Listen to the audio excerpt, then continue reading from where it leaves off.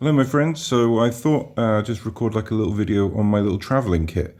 It hasn't got much battle use right now because I don't, no one gets to travel outside their house these days. But this is my little kind of traveling kit. And the challenge for me was like how much RPG can I fit into my pocket?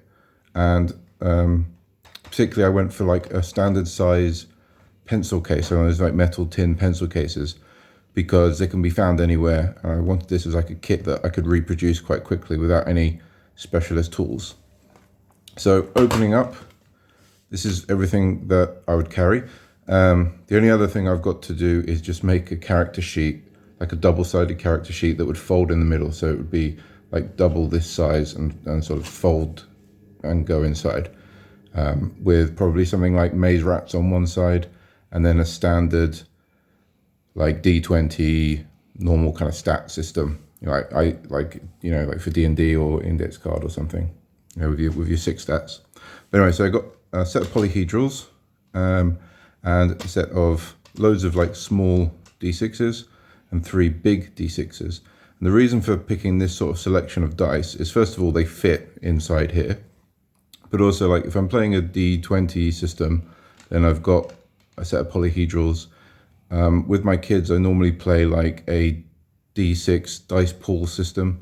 So I've got lots of D6s. And if I'm using the D6s to roll with, then I've got the polyhedrals to represent enemies on the board. And likewise, if I'm using the like a D20 system and I'm using the polyhedrals to roll, then I can use all these different colors to represent the enemies. So the small red ones would be like the DM ones. The big ones would be like kind of like the big bosses. And then the different color ones can represent the main characters, like the player characters. So it's kind of like 2 different ways of using the dice, depending on which system I'm using.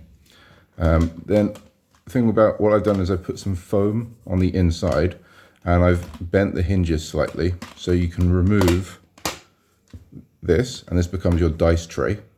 So what I would do is put the dice that the player is going to roll, always leave them inside here, and then this can kind of slide around to the different players as it's their turn. So I'll just put them all in there. So that's my dice tray. I just put this little bit of foam in there to stop it making such a loud noise. It just impacts on that. One trick with this is if you're going to make this, don't go all the way to the edge. Leave about 1/2 centimeter, because otherwise it doesn't close, the tin doesn't close properly. Then I've got a pencil with rubber, and I found that this fits perfectly. This is one of those like little mini whiteboard pens with a little razor top, and I had to cut this down by like 1/2 centimeter just to fit in.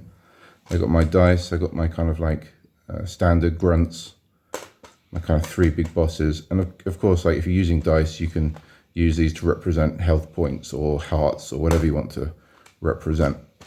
Just different colors to represent different enemies. So I'll empty all those out. And then I get to this little fella. And I got this from, you can buy one of these called a note board, I think they're called. And it's basically a whiteboard that's folded up. So I made this. So all I did was, this is a 2 centimeter by 2 centimeter kind of grid, and then by 3. And the nice thing about this is because it's got a center point, you can then use this. So you've got like a center point and you can put players around it. And then this opens up. So you've got kind of a little battle map. And I've got like a parchment design on one side, and I've got like a dungeon design on one side. And there's a few different ways that you can use this, again, depending on the system that you're using. So if you're using like a grid, you've obviously got a grid. You can, so with my kids, I like to use a grid just because I like them to count. So they've got the grid here, 1, 2, 3, 4, etc. You've also can use it without a grid, so you can just ignore the fact that there's a grid there. It's all dry erasable, so you can draw on it just like a normal kind of battle map. It does kind of, because it's been folded, it does kind of like sort of bounce back up. But what I found is if I put one side like this and the other side on the other side, it kind of straightens out. That's fine. And then perhaps some more interesting ways of using this is you can use it as a zoning system.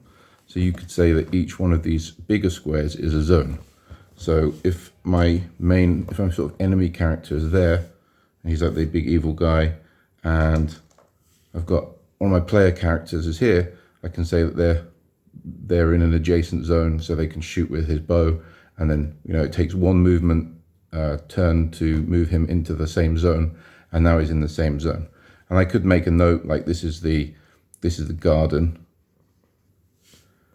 So I could write on there if I'm using like a zoning system, and it's a little bit nicer than I'd say. It's a little bit more useful, I'd say, than the Ultimate Dungeon Terrain design where you just got one thing in the middle.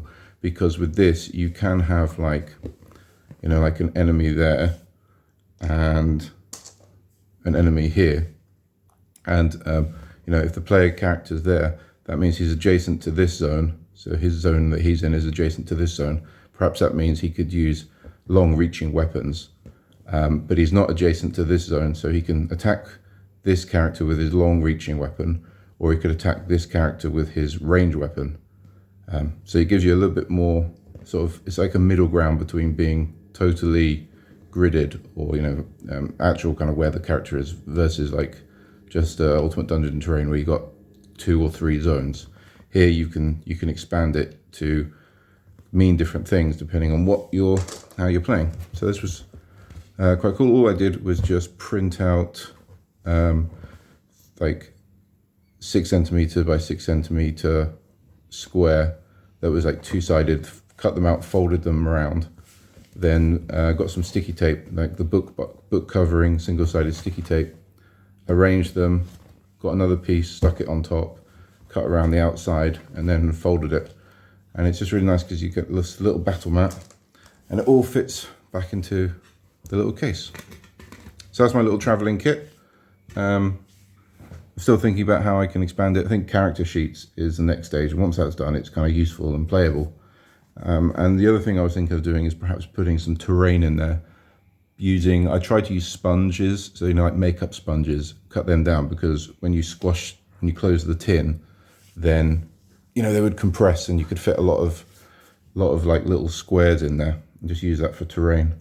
Or I might get a laser cutter, but I like the idea of it like being just things that people have. I don't want to start getting involved in like 3D printing and laser cutting and stuff for this, because it defeats the purpose. I like the idea of someone could just get their dice. Anyone could buy this pencil case tin, and really anyone can make this if you got a printer and a stationery shop, like some book binding plastic. So anyway, that's my kind of little traveling minimalist kit. Comments welcome. Cheers.